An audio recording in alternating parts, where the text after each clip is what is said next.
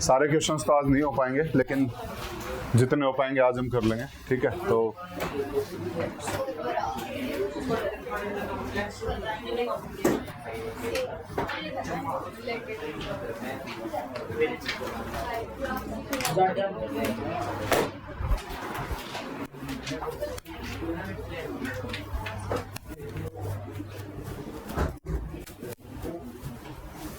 Side में रखिए तो बस। हाँ, ये विनीत क्यों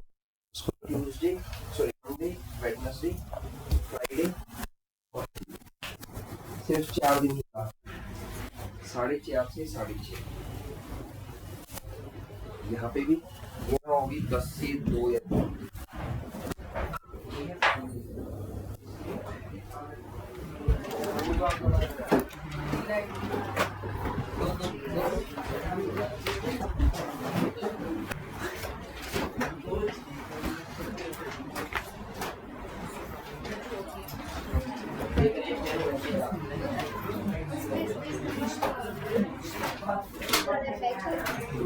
सब आ गए?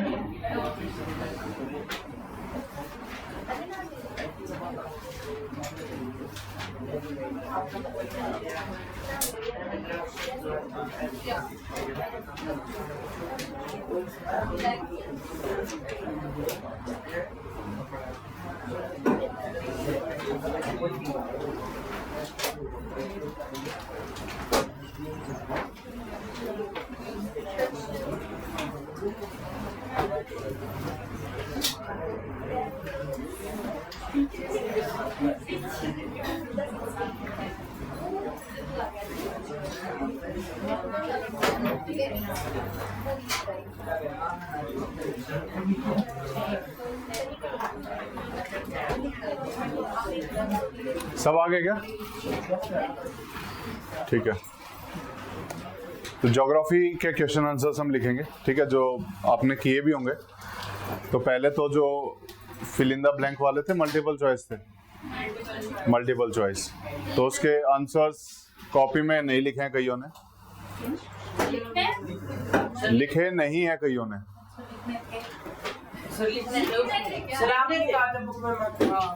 ठीक है, वो ठीक है, आपने किया वो भी ठीक है, लेकिन एक बार मैं बता देता हूँ कि उनके आंसर क्या थे, कि आपने सही मार्क किए हैं कि नहीं, वो एक बार चेक कर लेना।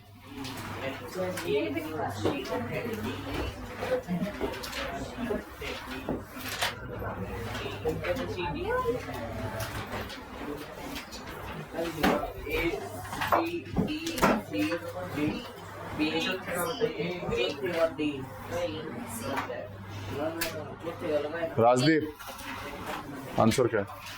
सर ए। खड़े हो जाओ, खड़े हो जाओ, खड़े हो जाओ जल्दी। कहाँ से चेक किया? सर 2 मिनट के लगा रहा। नहीं, एक बताओ मुझे, चेक कहाँ से किया है बताओ। आप कैसे पता लगा पाए कि इसका लैटिन था? ये तो खोज आपने नहीं कर दी। हैं? कैसे पता लगा? मैं तो ढूंढ रहा था कहीं मिल जाए मुझे, मैं भी इसी की तरफ जा रहा था, लेकिन मुझे कहीं मिला नहीं। तो आप बता दो, मैं पहुंच जाऊंगा वहां सीधा सीधा। Do not believe chat GPT, मतलब उसको अंधा होकर बिलीव नहीं करना है, ठीक है। तो चैट जीपीटी से आंसर मत लिखो, खुद की लैंग्वेज एक बार यूज करो कि क्या हो सकता है, क्योंकि चैट जीपीटी को पता नहीं है, चैट जीपीटी को ये नहीं पता आप 11th क्लास के लिए पूछ रहे हो, ठीक है ना। वो हो सकता है नई स्टडी के लिए, आपने बोला कि कुछ नया खोजो, तो उसने नया खोज दिया, ठीक है। तो थोड़ा सा ऑनलाइन सोर्सेज पे थोड़ा सा कम बिलीव रखते हुए, जो आपकी बुक में दिया गया है उसी से ही आंसर को फ्रेम करने की कोशिश करो, ठीक है ना। उससे बाहर नहीं जाना है, फ्रेमवर्क आपके पास है, तो उसी फ्रेमवर्क को बेस मानते हुए आपको आपके आंसर्स फ्रेम करने हैं, ठीक है ना। तो इसका आंसर क्या था? ग्रीक। ग्रीक स्कॉलर थे जिन्होंने ज्योग्राफी वर्ड दिया था, कौन थे? एराटोस्थेनीज। उन्होंने ज्योग्राफी को 2 वर्ड से मिलके बनाया, जियो और ग्राफिन्स, है ना। ग्राफिन्स का मतलब क्या होता है? टू राइट और टू डिस्क्राइब, और जियो का मतलब होता है अर्थ। तो अर्थ के बारे में लिखना है, अर्थ को डिस्क्राइब करना इज दी ज्योग्राफी, ठीक है।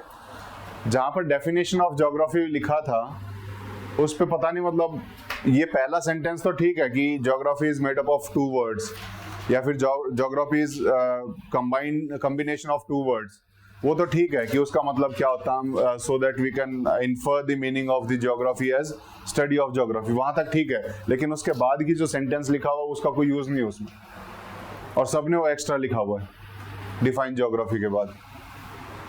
उसमें डेफिनेशन कहाँ है जो आप अगला सेंटेंस लिख रहे हो? तो एटलीस्ट स्टडी की, मतलब क्वेश्चन क्या पूछ रहा है तो और आप क्या आंसर दे रहे हो, तो थोड़ा सा उसमें मैच होना चाहिए आंसर में और क्वेश्चन में, है ना। किसका? अभी करेंगे, उसको भी करेंगे, ठीक है।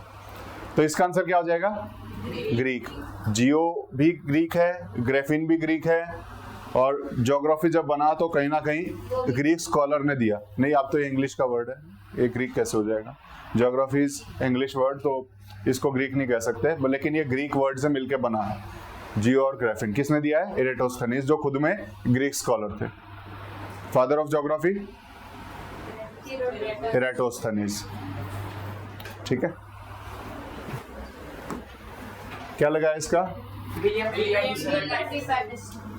William D, and 5 themes were given by association of American geographer, ठीक है ना। ये किसने दिया था? 4 traditions were given by William D Pattinson. नाम बता सकता है 4 ट्रेडिशंस को? स्पेशल ट्रेडिशन, अर्थ, हाँ, और एरिया स्टडीज, और अर्थ साइंस तो बता दिया, मैन एनवायरमेंट, मैन लैंड, है ना। तो 4 ट्रेडिशंस थे हमारे बेसिकली। जब इनको कर रहे हो तो साथ के साथ उनको रिवाइज करना है बैक एंड में, माइंड में, कि वो 4 ट्रेडिशंस क्या थे। अगर नहीं रिवाइज कर रहे हो तो आप पीछे रह रहे हो। जब ये क्वेश्चन आपके सामने आता है कि 4 traditions were given by William D Pattinson, तो 4 ट्रेडिशन क्या थे ऑटोमेटिकली आपको उस टाइम पे रिमाइंड आना चाहिए। इस मेथड को बोला जाता है एक्टिव रिकॉल। क्या बोलते हैं हम इसको? Active recall. जितना करोगे उतनी ज्यादा मेमोरी ठीक रहेगी, ठीक है। Which one of the following is not a theme of geography? 5 theme है, कौन कौन सी?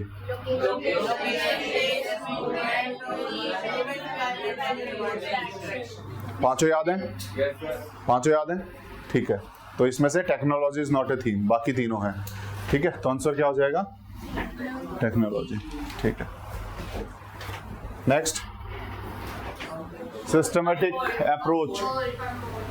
हमबोल्ट है क्या सिस्टमेटिक अप्रोच? इसको ढंग से किसी ने नहीं लिखा कि सिस्टमेटिक अप्रोच है क्या, इसको अच्छे से डिफाइन नहीं कर पाए, ठीक है ना।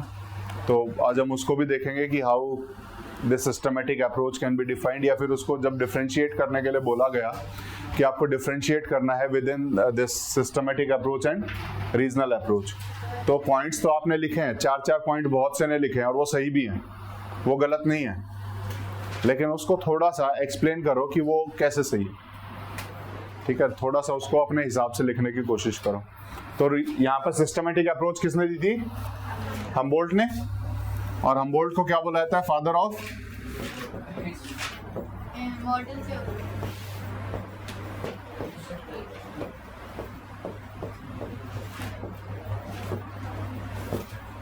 ऑफ मॉडर्न ज्योग्राफी, हमबोल्ट, ठीक है। और रीजनल अप्रोच किसने दी थी? कार्ल रिटर ने। Regional approach was given by Karl Ritter.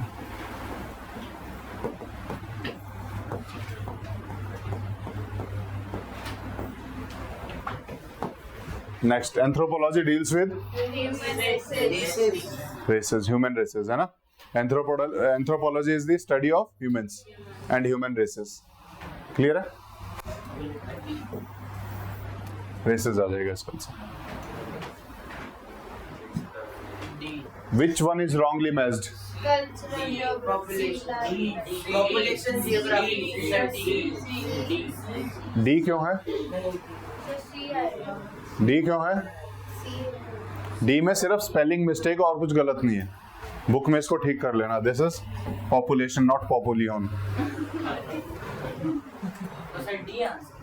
नहीं, C is the answer. D क्यों है Rajdeep? Why D is the answer? क्योंकि चैट जीपीटी ने बताया है। बताओ क्यों आंसर? खुद सोचा? हमने ऑलरेडी पढ़ा था इकोनॉमिक ज्योग्राफी में, we are studying the resources, industries. Economy किससे रिलेटेड है? रिसोर्सेज से, इंडस्ट्रीज से। तो इकोनॉमिक ज्योग्राफी में हम इनका स्टडी करते हैं कि कहां कहां पर कौन सी इंडस्ट्रीज हैं, करते हैं ना। देन उसके बाद पॉलिटिकल ज्योग्राफी में we are studying the boundary of states. लेकिन लाइफ एक्सपेक्टेंसी हम किस में स्टडी कर रहे हैं? It is studied under population geography.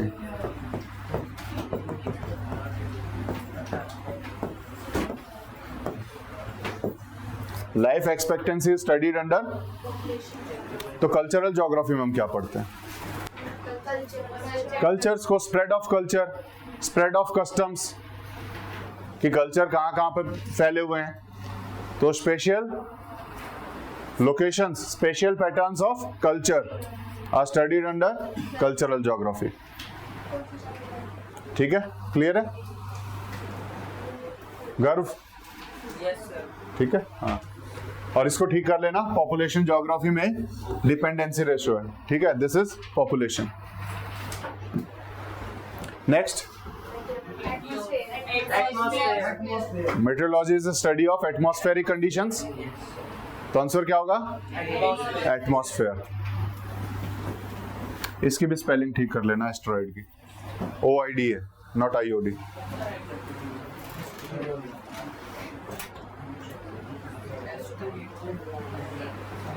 OID है, IOD नहीं होता एस्टेरॉइड में। ठीक है? हाँ।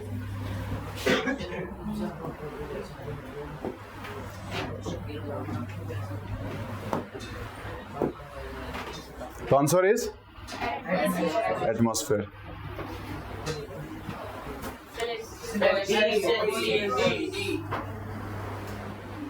मीटियोर्स की स्टडी को क्या कहते हैं?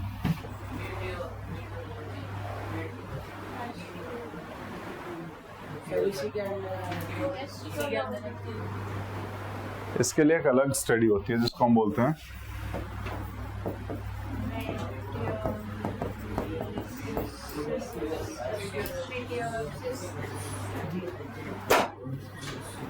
मेटियोर्स की स्टडी मेटियोरिसिस्ट में की जाती है। ठीक है? मेटल की स्टडी कहाँ की जाती है?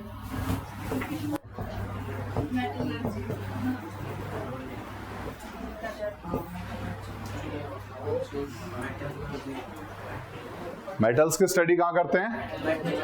राजदीप को पता है सारी बातें, लिख नहीं रहा इसलिए। पता है नहीं? तो लिखते क्यों नहीं है? हो कल पूछेंगे फिर आप बोलोगे पता नहीं है। याद है? पक्का? ठीक है, I will ask you again. और एस्टेरॉइड?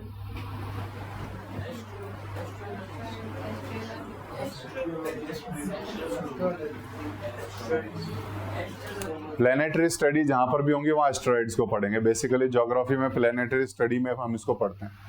तो it is studied under planetary studies. ठीक है ना? जहां प्लैनेट्स को हम पढ़ रहे हैं तो वहां पर हम इसको पढ़ेंगे। तो ऐसा जिसके लिए अलग से कुछ नहीं। क्लियर है? Next, astronomy is the science deals with celestial bodies. Good, this is the answer. तो प्लांट के लिए कौन से साइंस है? बॉटनी। प्लांट के लिए इट इज।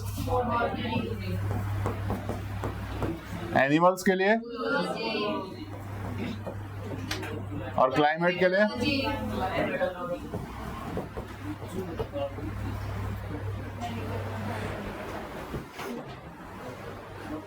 ठीक है, नेक्स्ट।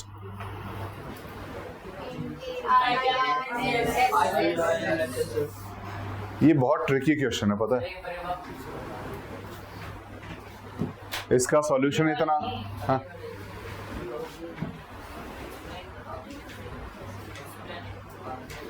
कौन सा?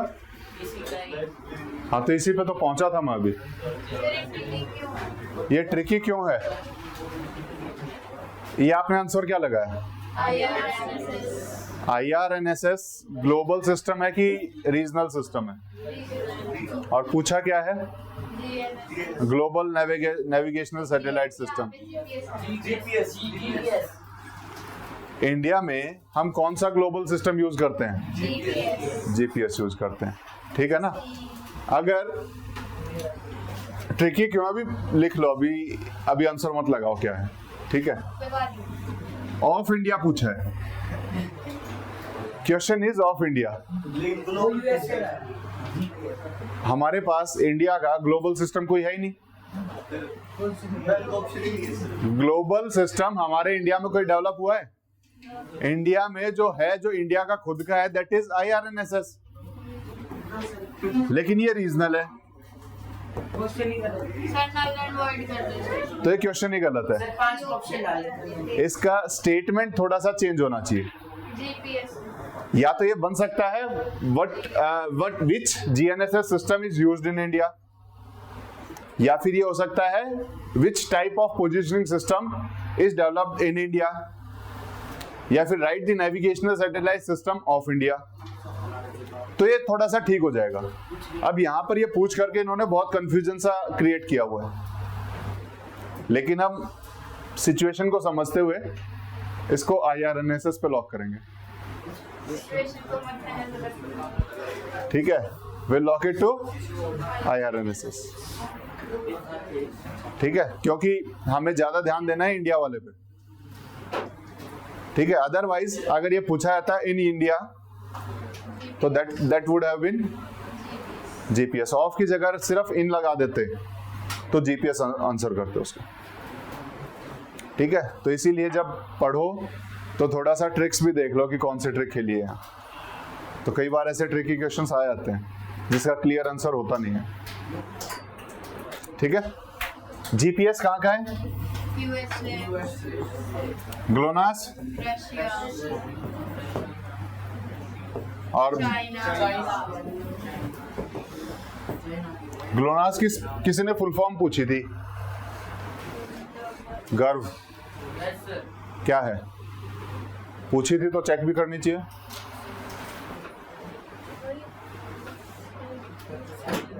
Global navigational satellite system, global navigational satellite system,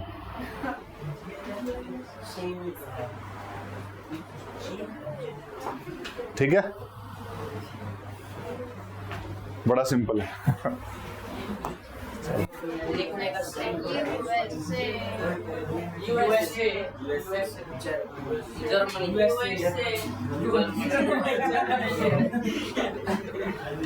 Rajdeep कौन से सोर्स यूज कर रहे हो?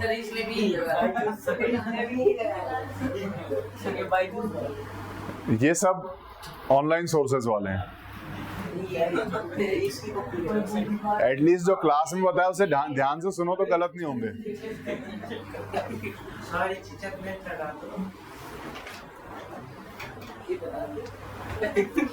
GPS system was first developed by USA और उन्होंने इसका डेवलपमेंट मिलिट्री पर्पस के लिए ही किया था, जनरल पब्लिक के लिए किया ही नहीं था। तो initial uses of GPS was by the military in the USA, ठीक है। तो सबसे पहली कंट्री 1970s में इन्होंने डेवलप कर लिया था और फुल डेवलपमेंट हैपेंड इन 1995 जो GPS का हुआ था। लेकिन जो अर्ली जो इसको ओपन किया गया था और जो एक्सेस दिया गया था that was only for the military purpose, तो अपनी मिलिट्री को दिया था। कारगिल में हमने मांगा था, हमको दिया नहीं था। तो इसलिए we have decided to develop our own navigational satellite system and we have developed IRNSS, ठीक है ना। तो ये मिलिट्री के लिए सबसे पहले यूज किया गया था इन दी USA, ठीक है। ये पता होना चाहिए आंसर। यस, क्लियर है राजदीप? फिर ऑनलाइन पे भरोसा रखना पड़ेगा, तो थोड़ा सा ध्यान से सुन लो, ठीक है? सीधे होके बैठो पहले। डिफाइन ज्योग्राफी, इसको पता नहीं वो सेकंड सेंटेंस आपने बुक से उठाया और एज इट इज उसको कॉपी कर दिया, लेकिन वो डेफिनेशन का कोई उसमें कंटेक्स्ट था नहीं। फर्स्ट लाइन वाज गुड, जहां पर आप लिख रहे थे कि geography is made up of 2 words, वो ठीक है, लेकिन उसके बाद की जो सेकंड लाइन आप यूज कर रहे हो उसमें उसका कोई यूज नहीं है। कॉपी लाओ, कॉपी लाओ, बताऊंगा।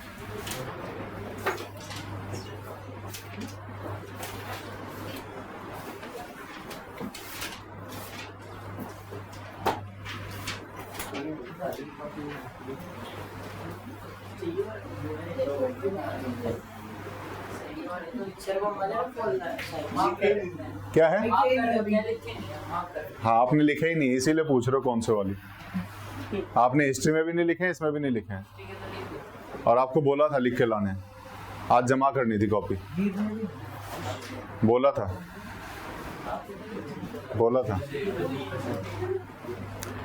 इसके साथ जो आप सेकंड सेंटेंस लिख रहे थे ना, वो बहुत गलत है, उसका डेफिनेशन से कोई लेना देना नहीं है, और इसीलिए मैंने उसमें रिमार्क्स भी सभी कॉपी में डाला है कि कम से कम डेफिनेशन ही लिखो, सिर्फ उसको आधे तक रखो, पूरा लिखने की जरूरत नहीं है,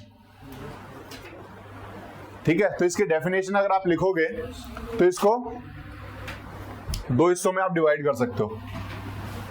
फर्स्ट ये आ गया, सिर्फ इतना भी छोड़ सकते हो, कोई जरूरी नहीं है, जब वेरी शॉर्ट है तो इतना भी छोड़ सकते हो, लेकिन फिर भी अगर आपको और अच्छा लिखना है तो you will have to write the second one also, जहां पर फर्स्ट में क्या आएगा, geography came from combining 2 Greek words geo and graphein, और उनके ब्रैकेट में उनके मीनिंग बताने हैं। Therefore, in literary sense, the geography can be defined as this description or writing of the simple definition है, ठीक है? लेकिन आज ये डेफिनेशन नहीं चलेगी, आज ज्योग्राफी जो है बहुत ब्रॉडन हो चुकी है, सिर्फ इतने में नहीं रह गया ज्योग्राफी में, but the geography has evolved over time. Now geography can be broadly defined as a, जो आपके बाद की डेफिनेशन दी हुई है उसी चैप्टर में, जहां पर आप ये वाली डेफिनेशन लिख रहे हो उसके नीचे उसमें इन एसेंस करके एक और डेफिनेशन दी है, उसको कंबाइन करके लिखना था, उसमें से एक डेफिनेशन बनानी थी आपको कि in broad term it can be defined as a multifaceted discipline which studies inter and inter relationships of various spheres of earth utilising data analysis. Third point है उसमें, जहां रेलेवेंट डेटा को निकालना है, and mapping the techniques, mapping technique का भी दिया हुआ है to provide sustainable solutions for human and environmental issues. Last point है ये, उन 4 को कंबाइन करके आपको डेफिनेशन बनानी थी, ठीक है? तो अगर डिफाइन करने को आए या तो यहां तक छोड़ दो, कोई एक्स्ट्रा लिखना चाहता है तो ये भी लिख सकता है। इसमें भी अगर आपको छोटा करना हो,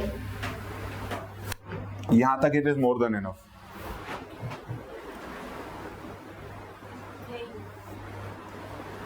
इसमें भी अगर आपको छोटा करना हो तो यहां तक it is more than enough.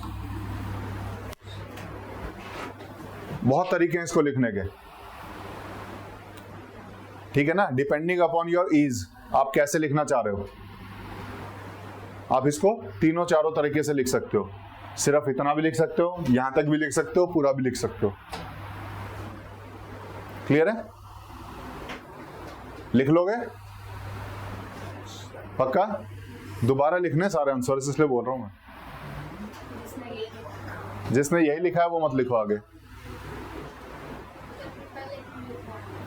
पहले, क्योंकि आप खुद से लिखने की आदत डालो। हाँ, वो जानबूझ के लिखवाया था उसके पीछे, ताकि खुद से ढूंढो आंसर। हाँ, वो ठीक है, वो आदत है, अच्छी आदत है, वो डलनी चाहिए ऐसे। क्लियर है? कोई डाउट है किसी को? नेक्स्ट क्वेश्चन पे चलें। List 5 themes of geography. यहाँ पर एक्सप्लेनेशन मांगा ही नहीं है, और आप लोगों ने लोकेशन के आगे, कईयों ने उसके आगे उसका एक्सप्लेनेशन दे दिया। This is a very short type answer. तो इसमें सिर्फ लिस्ट लिखनी है। हाँ, मैक्सिमम ने ठीक लिखा है, मैक्सिमम ने ठीक लिखा है, क्योंकि इसके लिए ज्यादा कुछ सर्च करना ही नहीं था। 5 थीम्स हमारे सामने थी। क्या हुआ फिर?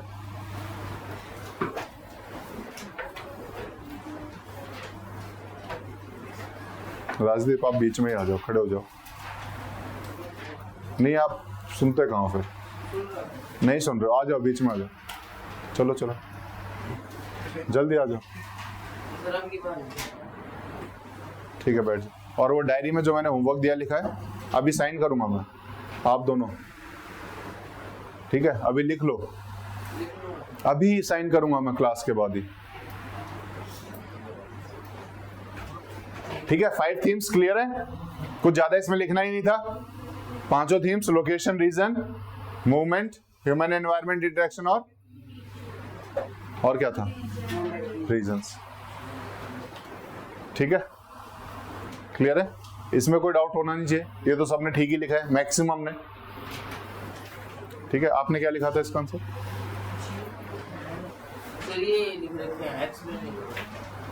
कईयों ने आंसर सिर्फ ये लिख दिया, यहां से यहां तक। ये किसी ने नहीं लिखा, मतलब बहुत सारे मिसिंग है। One of them is Kirti.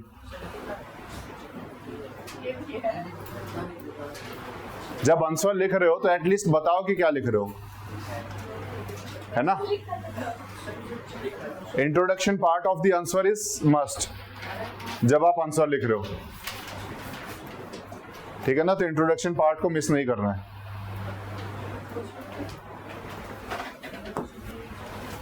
What are 3 domains of geography? और इसमें चैट जीपीटी भर के यूज किया हुआ लोगों ने।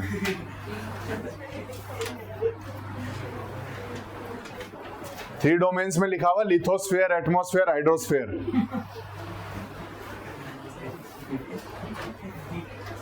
More than 50% in the class have written these words. Lithosphere, hydrosphere, atmosphere. कौन सा सोर्स यूज कर रहे हैं पता नहीं है। जब आपकी बुक में क्लियरली लिखा हुआ है कि ज्योग्राफी में जो मेजर थीम्स हैं, मेजर डोमेन्स हैं, वो ये हैं, फिर वो लिथोस्फेयर, एटमॉस्फेयर, हाइड्रोस्फेयर आए कहां से?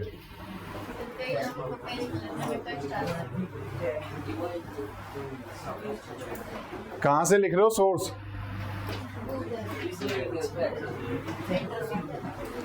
तो एटलीस्ट बुक को पढ़ो। ये आंसर्स इसीलिए होते हैं ताकि वो चैप्टर 2-3 बार आपका रिवाइज हो जाए, ताकि आपको चीजें याद हो। ठीक है, तो 3 डोमेन्स कौन कौन से हैं? Physical geography, human geography and geographical techniques. ठीक है, ये डोमेन्स हैं जो आपकी बुक में दिए हैं। तो बुक के अलावा बाहर से नहीं लिखना है। ठीक है, डिफाइन कार्टोग्राफी, बहुत क्लियर डेफिनेशन दी हुई है आपकी बुक में। क्यों उसको मॉडिफाई करना चाह रहे हो?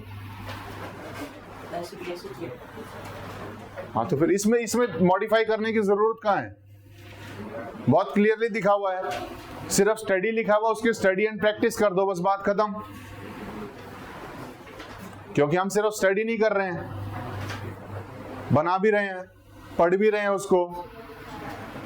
तो मैंने सिर्फ स्टडी को स्टडी एंड प्रैक्टिस किया और कुछ नहीं किया पूरे डेफिनेशन में।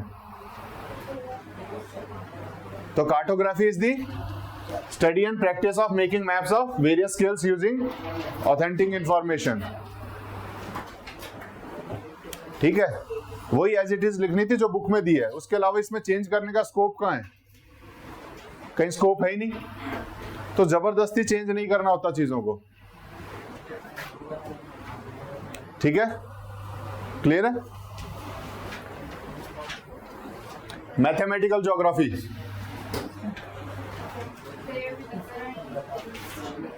लिखा नहीं है अभी, लिखा है? ठीक है। मैथमेटिकल ज्योग्राफी होती क्या है? जहां पर ज्योग्राफी में मैथमेटिकल टूल्स का यूज कर रहे हैं। ज्योग्राफी के जिस पार्ट में हम मैथमेटिकल टूल्स का यूज कर रहे हैं दैट इज मैथमेटिकल ज्योग्राफी। ठीक है, तो इसको क्या लिखोगे, आपकी बुक में दिया हुआ क्लियरली, मैंने कोई ज्यादा इसमें चेंज नहीं किया, सिर्फ ऊपर वाले लिखो बस। हाँ ठीक है ना। क्या है, mathematical geography deals with the study of earth size and shape, motion of earth, concept of time and time zones. ये भी आपकी बुक में है, लेकिन उससे थोड़ा सा और पहले जाना पड़ेगा। मैथमेटिकल स्टैटिस्टिकल जो रिलेशन दिया हुआ ज्योग्राफी का, उस पैराग्राफ को पढ़ना पड़ेगा, वहां पर भी इसके बारे में लिखा हुआ है। एक ही जगह से मत ढूंढो, उसी बुक में दूसरी जगह पे भी मेंशन की हुई है चीजें। ये आप ही की बुक में से है, दूसरे सेंटेंस भी। ठीक है, in the geography the precise location, nature of movement, form and size of celestial bodies including those of solar system have been accurately measured with the help of mathematics. जब आप ज्योग्राफी का रिलेशन देखोगे with the mathematics and statistics, वहां as it is line लिखी हुई है कि ये भी तो मैथमेटिकल ज्योग्राफी है, तो ये भी आपको लिखना है। तो जब आप लिख रहे हो तो आपको पता होना चाहिए चैप्टर में आपने पढ़ा क्या क्या है, कहां कहां है। ठीक है, दोबारा लिखने हैं आंसर्स।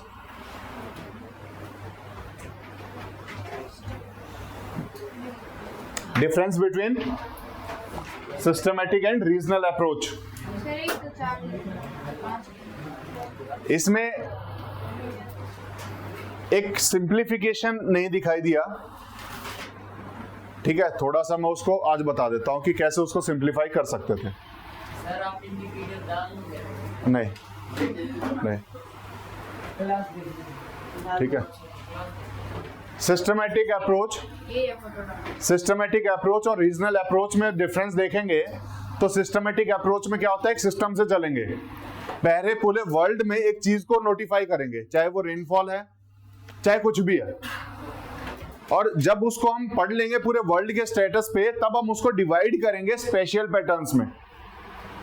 जैसे एग्जांपल भी दिया है यहां पर, जैसे हमने नेचुरल वेजिटेशन पढ़ा, we have studied the natural vegetation of the world, तब उसके बाद डिफाइन करेंगे कि रेन फॉरेस्ट में ये वेजिटेशन होता है, यहां पर ये वेजिटेशन होता है। अब हमने उसको डिफाइन कर दिया, तो जब भी हम उस लोकेशन में जाएंगे वी विल फाइंड कि यहां पर यही हो रहा है। तो हमने प्रिंसिपल्ड अप्रोच अपनाई है, यहां पर प्रिंसिपल्स बनाए हैं, जनरल लॉज बनाए हैं। तो उसके लिए पहले वर्ल्ड पैटर्न को पढ़ना पड़ेगा, और वर्ल्ड पैटर्न से हम स्पेशल पैटर्न को डिवाइड करेंगे, डिस्ट्रीब्यूट करेंगे। This is systematic approach, this is systematic approach.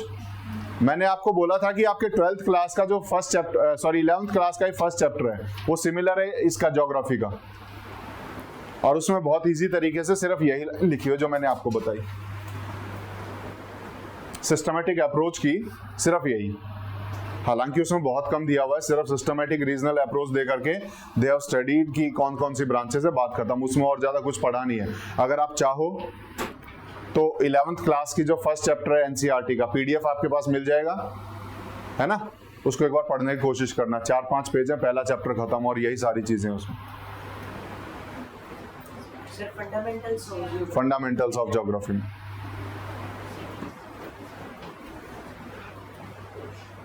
ठीक है, उसमें लिखा हुआ है ये सारी चीजें जो मैंने यहाँ पर फर्स्ट उसमें लिखी हैं। This is a specific natural और human phenomenon is studied world over as a whole, पहले तो पूरे वर्ल्ड को पढ़ेंगे as a whole, then identification of certain special patterns, फिर स्पेशल पैटर्न्स को आइडेंटिफाई करेंगे कि कोई भी चीज कहाँ हो रही है, और उसके हिसाब से हम उनको मार्क करेंगे।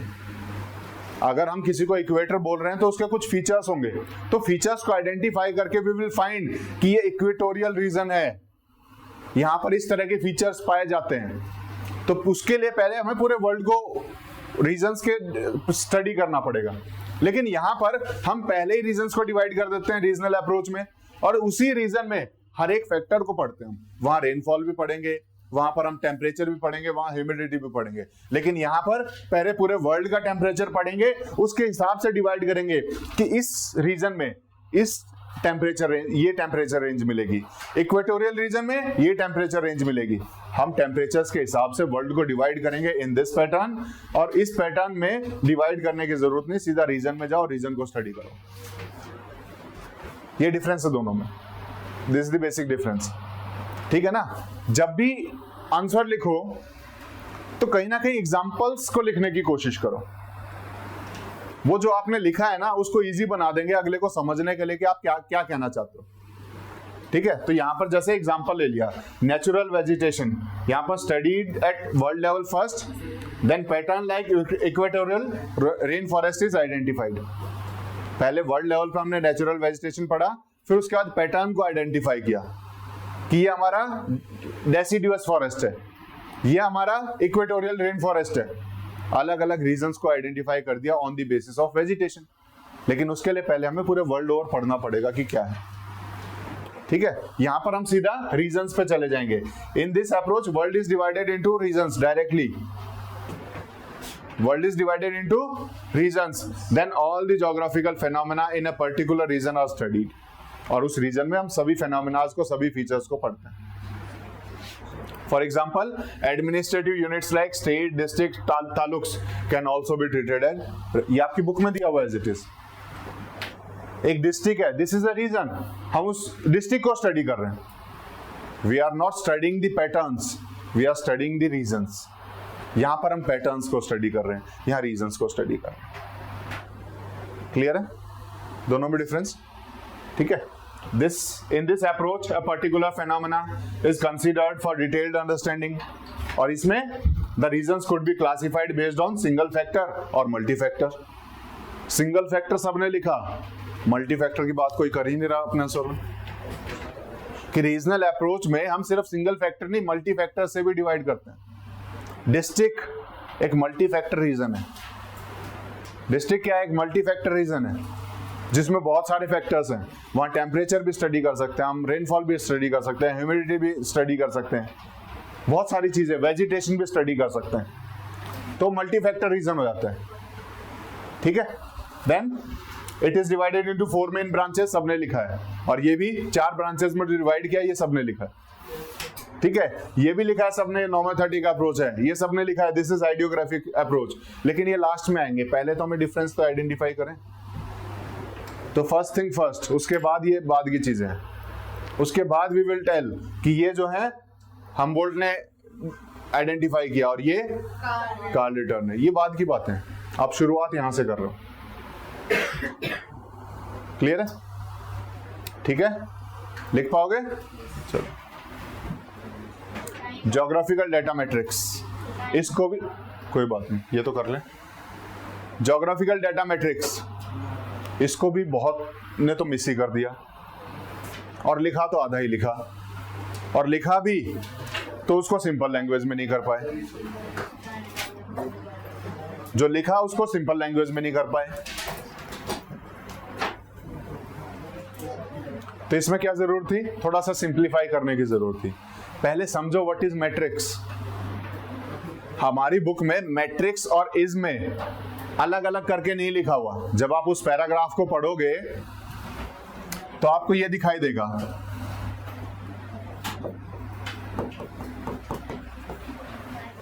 और लोगों ने इसको एज इट इज लिख दिया।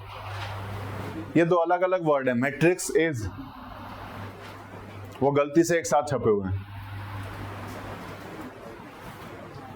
ठीक है ना। तो थोड़ा सा जब पढ़ रहे हो तो अपना भी दिमाग उसमें लगा लो कि एक ही वर्ड है कि अलग अलग वर्ड है।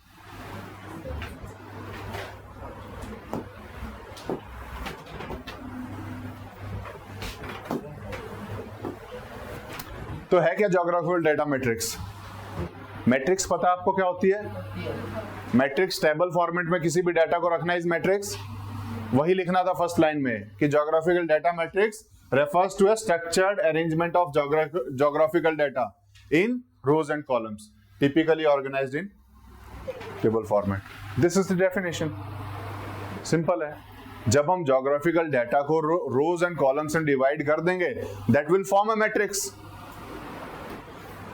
This is the definition. बहुत simple language में convert करके लिखना था जो आपको वहां दिया गया उसको। हालांकि बहुत टिपिकल लैंग्वेज में लिखा हुआ उसे, लेकिन उसको समझाया तो था कि क्या होता है मैट्रिक्स।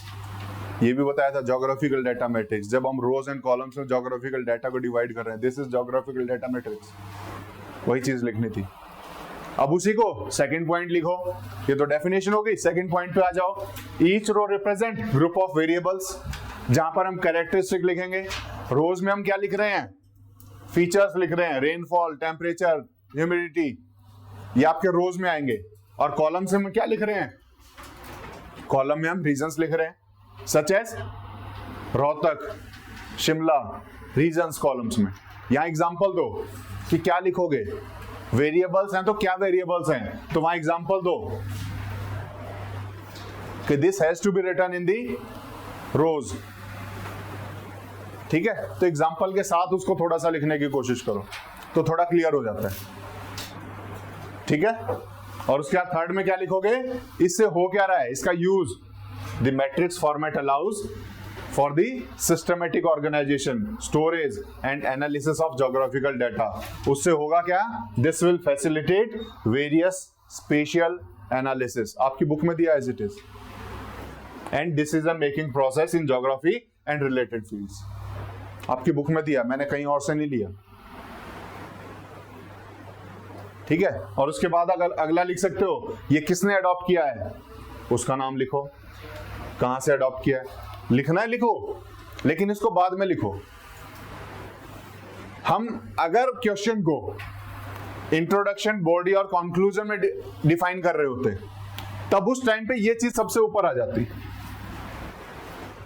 लेकिन क्योंकि हम पॉइंट फॉर्मेट में लिख रहे हैं, हमसे जो पूछा हम सिर्फ वही लिख रहे हैं, तो हम जो सबसे पहले, सबसे इंपॉर्टेंट है कि डेफिनेशन क्या होगी, उसमें हम कर क्या रहे हैं, उसका यूज क्या है, तो इस हिसाब से चलेंगे।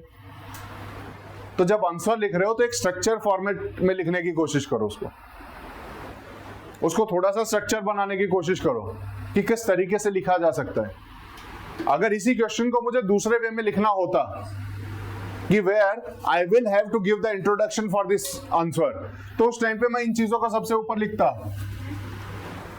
कि this approach was given by Brian J Leary which he has taken from the anthropology. ठीक है ना, फिर उसके बाद बॉडी में आता, जहां पर डिफाइन करता कि व्हाट इज, ये वाली चीजें, और कंक्लूजन में यूज लिखता। अगर मैं उस फॉर्मेट में लिख रहा होता तो मेरा फॉर्मेट चेंज हो जाता, अगर मैं पॉइंट में लिख रहा हूं तो फॉर्मेट चेंज होगा। वो आपको डिसाइड करना है कि आप किस में ईज आपको मिल रहा है, आप कैसे आसानी से लिख पा रहे हैं। क्लियर है, तो इसमें लास्ट में फिर क्या आ जाएगा, ही हैज एक्सप्लेन्ड। एक और चीज जो उसमें लास्ट में लिखी हुई है, एक थर्ड डायमेंशन भी उन्होंने ऐड की थी, दैट वाज टाइम। और उससे हुआ क्या, it made possible to examine the rows and columns cutting across time. यही एज इट इज लिखा हुआ है, तो मैंने इसमें नया कुछ नहीं लिखा है, मैंने बस थोड़ा सा सिंप्लीफाई करने की चीज की कोशिश की उसको, तो इसीलिए उसको मैंने समझाया था ताकि आप उसको सिंप्लीफाई कर पाओ। समझने का पर्पस क्या है, अगर आप उसको सिंप्लीफाई ही नहीं कर पा रहे, उतना ही टिपिकल फिर से आप लिख रहे हो, एज इट इज लिख रहे हो, तो समझने का पर्पस क्या है ना। थोड़ा सा सिंप्लीफाई करो चीजों को, थोड़ा आसान हो जाती है, और आंसर भी थोड़ा फिर ठीक ठीक लगता है देखने में। क्लियर है, क्या टाइम हो गया, अभी है ना 5 मिनट, 11:10, ठीक है। चलो अगले क्वेश्चन हम नेक्स्ट क्लास में कर लेंगे, ठीक है। ठीक है, लिखोगे दोबारा, ठीक है।